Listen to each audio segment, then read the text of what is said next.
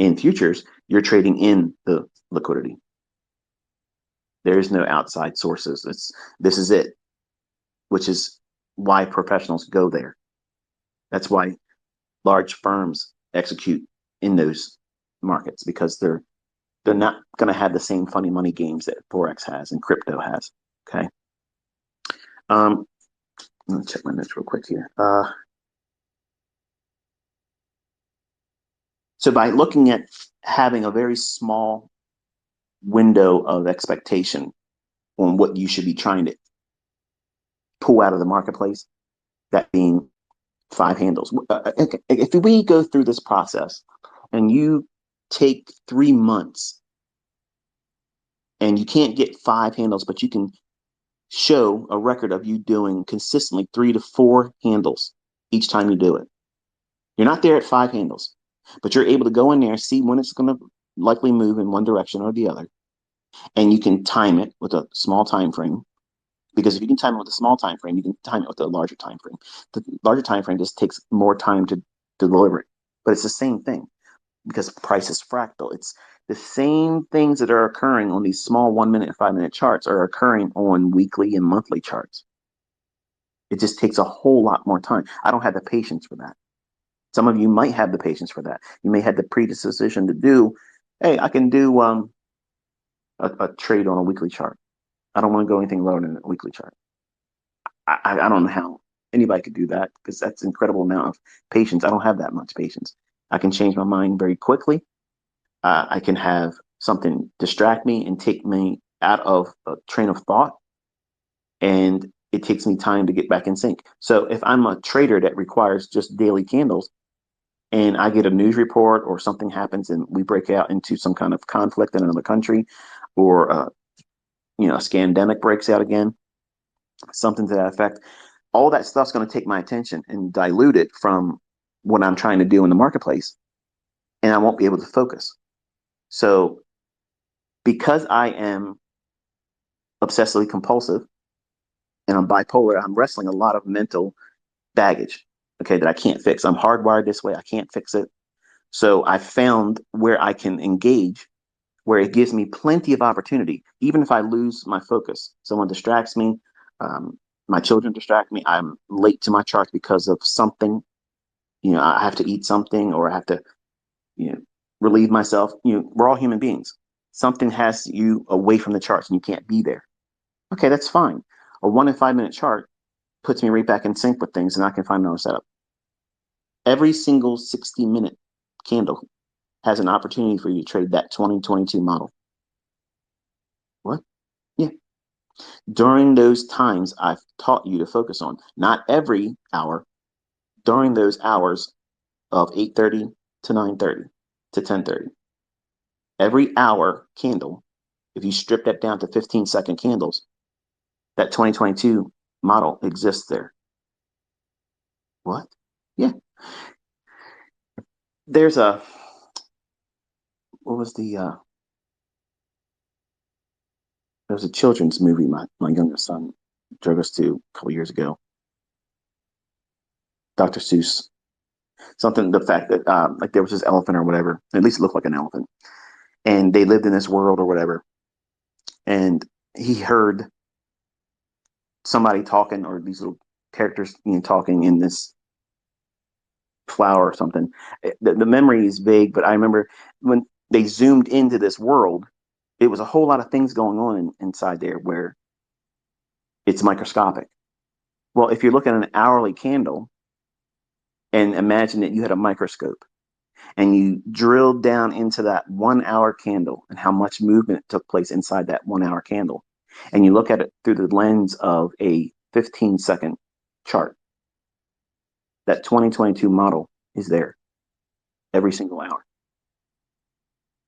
The fluctuations are not going to be monumental, but that same thing can be programmed and coded as an algorithm that fires just like that autonomously.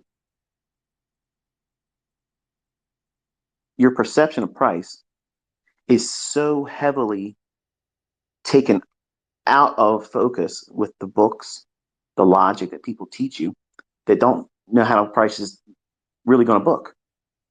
They have no idea where it's likely to go next. And the evidence is how they're trading. Like, I watch live streamers just because I want to see when I see their expectation on a marketplace opposed to what I'm expecting price to do. I have a 90% edge that my setup at that moment is going to work at that time. Now, when you hear that, that sounds like you're a jerk. You're arrogant. Listen to what you just said. You're shitting on all these live streamers. No, I'm not. I didn't say one live streamer. I didn't specifically name anybody. There's seven of them that I follow. A couple of them are just very inconsistent. Some of them are consistent, but collectively, when I have all of them, when all of them are looking for something and they start using keywords like there's no way, or I think it's really gonna, when they start using descriptors, I'm listening for that. They're on very low volume when I'm looking to do a trade. And when I hear all of them start chattering the same way, oh, I think it's going to go down when I'm looking for the buy side liquidity.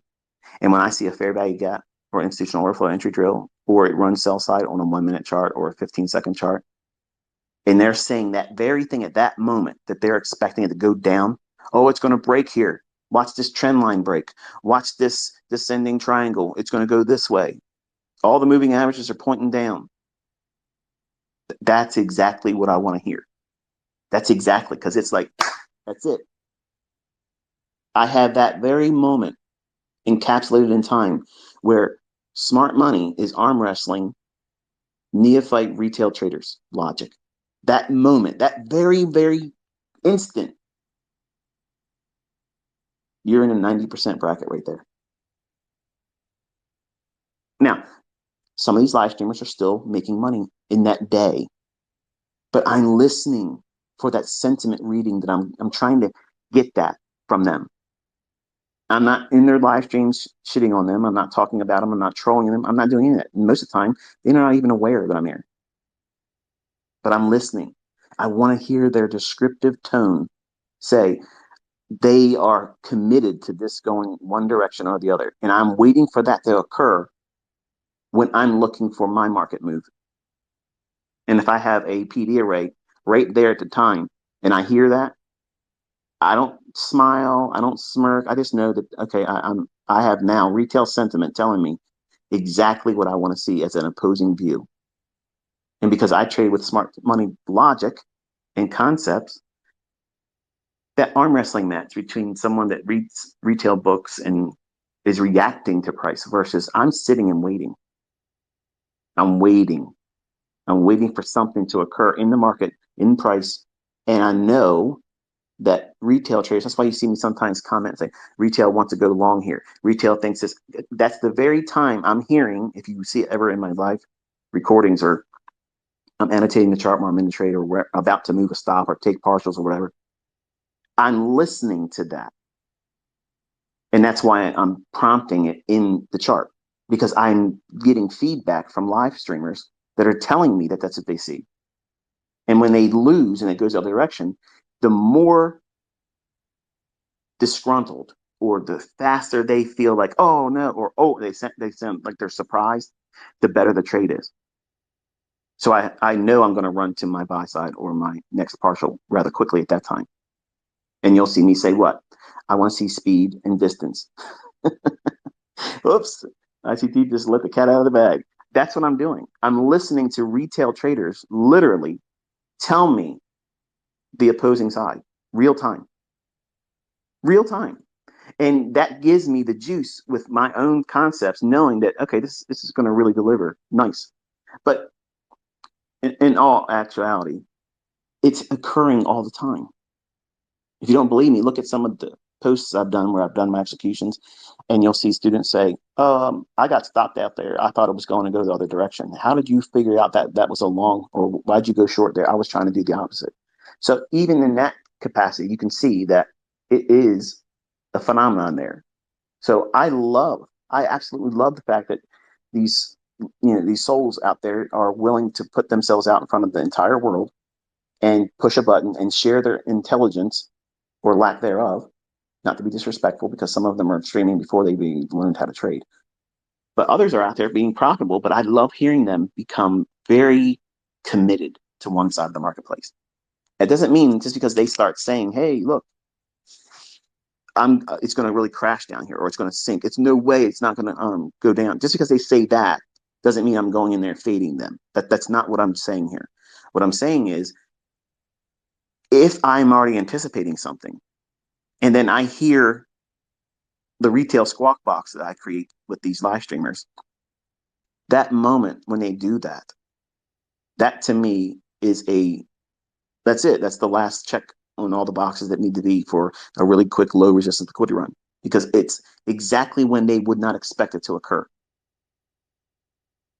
And I'm capitalizing on them because they're trying to keep their social media equity curve increasing.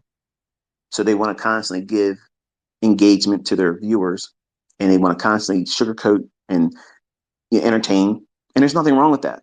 That's absolutely commendable. And if they're consistently doing something and they can make money, great. Who cares? I'm only trying to tell you what it is I'm listening to these live streamers for. I'm listening for that moment, that very moment where they're absolutely now committed. If I am expecting something in the opposing direction and I have a PD array that I'm watching, when I hear them say that, that registration of committal on their part, and if it's just one of them, not so much. But when they all start, and it's almost like they're crickets, they start chirping together. You know, it, it's weird. It's a crazy phenomenon, but it's literally like Fade 101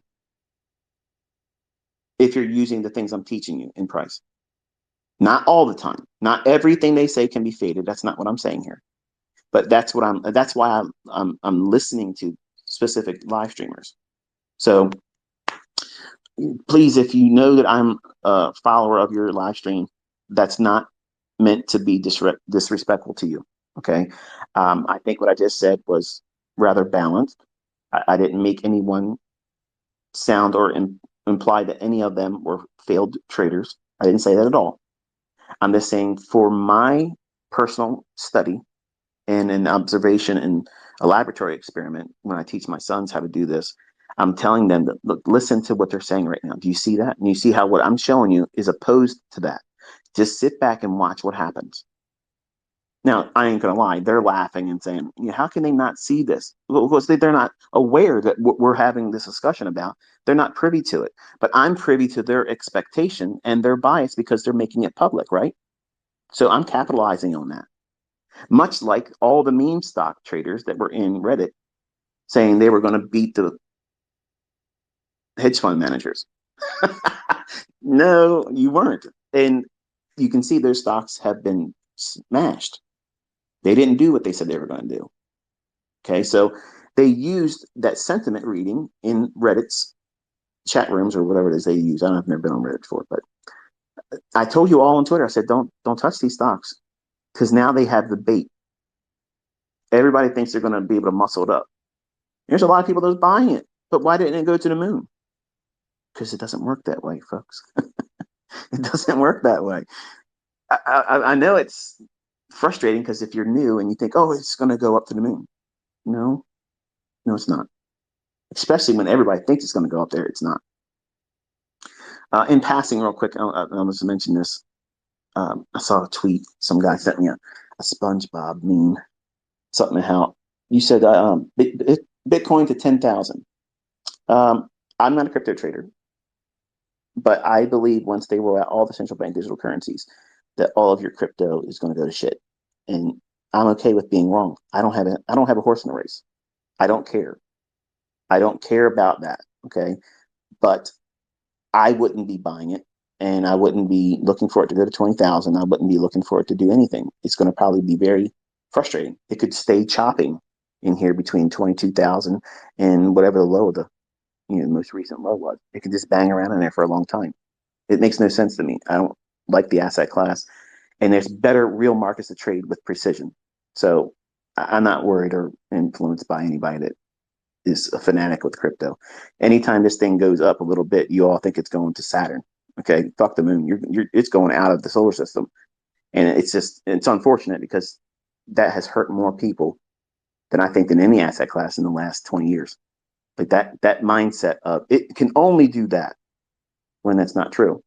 Markets can stay in a choppy, shitty ass trading range for a long time. And you're the whole time expecting it to go to the moon and drive you nuts. Fuck that. If I'm going to be in here in these markets, I'm going in there where I'm going to make money, find my setup, get in there, get it, and run. And I'm going to live my life. Not obsessively looking at my phone, worrying about who's going to say something bad about crypto or Bitcoin. Oh no, FUD, or I don't even fuck that. I think it's FUD. I don't know. I don't know about it. Okay, I just know that segment of Twitter and the trading community are just wild. Like they're just really, really wild. And I wish I could get that same fevered pitch into futures. Could you imagine? It would be so amazing because you would have such a rich sentiment reading because crypto sentiment is perpetual bull. I mean, there's a lot of smart folks out there know that, okay, yeah, it's probably not going to go up because it's going to do this and do that. But by far and large, crypto really is like, it's a circus. And it's carnival. Like, it's absolutely insanity. And unfortunately, a lot of new money, a lot of new traders came into trading through that, expecting it to go to them and expecting it to do really well. And I mentioned, you got to be careful. It's going to go to shit. And look how many times we've had like the FTX stuff. And you know, my own son, he has his shit caught up in a broker he can't get his money out of. Okay, because he didn't listen to good old ICT, his daddy. So it's frustrating. And I know I'm going to be frustrated because some of you are going to do things that you're told not to do. You're going to do things that you were never told to do. And you're probably going to hurt yourself this year. And I want to remind you all, that's your fucking fault. That's your fault. You did that to yourself because there's nobody's ever going to say ICT caused me to lose money because I've always taught in a paper trading account or a demo, and they're in a fucking court anywhere. They're going to say, oh, yeah, this demo trader, this demo trade, this concept in a demo trade caused you to lose money. You took the initiative to push a button. And I'm telling you, don't push a fucking button this year. Don't. Don't. Learn how to read price. Learn your own tendencies to be impulsive. That's going to be a painful lesson for you. What's impulsive mean? Gentlemen, you're walking next to your girlfriend or your spouse, significant other. You're walking, and all of a sudden, out the corner of your eye, Miss Everything, Miss Thang, dressed to the gills, beautiful, lovely. What's your eye do? Look over. Now, at that moment right there, you better get your shit fixed real quick before your significant other catches you looking. But no, what do? You make sure the coast is clear, then you look back again. And then now you're undressing her. That's impulsive. That's the thing that you should not do.